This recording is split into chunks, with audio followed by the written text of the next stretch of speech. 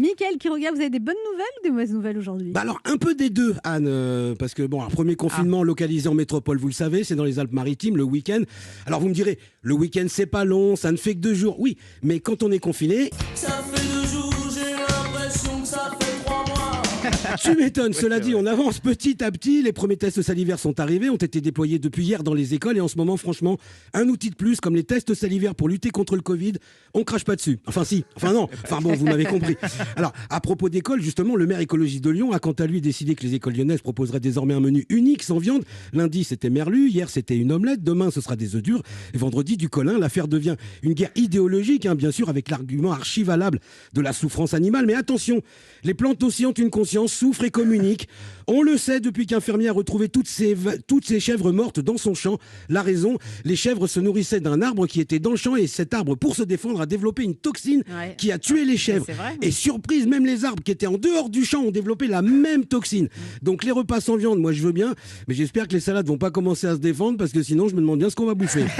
Les repas sans viande pour les enfants, ça doit être pour les habitués parce que les enfants ont des menus sans viande pendant que de très nombreux étudiants, eux, sont obligés de se faire des menus sans viande, sans pâtes, sans fromage, sans sauce.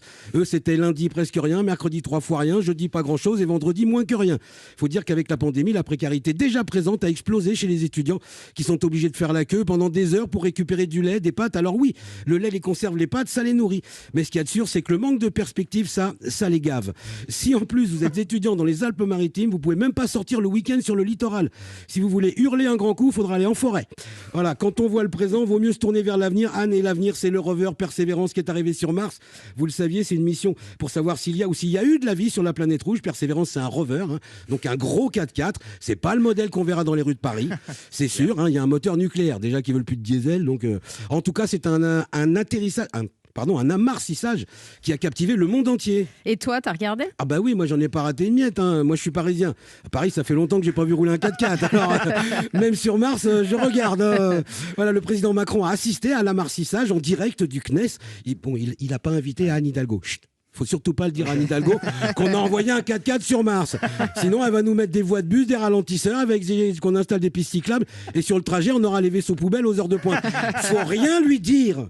Voilà, sur Mars ou autour, il y a déjà les Américains, les Européens, les Émirats Arabes Unis, la Chine. Tout le monde veut son petit morceau de planète.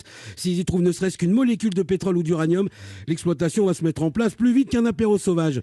Et quand je vois dans quel état on a mis la planète Terre, au niveau conflit, niveau écologique, sanitaire ou économique, je me dis qu'on est des locataires mais qu'on se comporte comme des squatteurs. Quand même. C'est sûr. Et à mon avis, avant de nous laisser nous installer sur Mars, la nature, elle va nous demander un bon garant.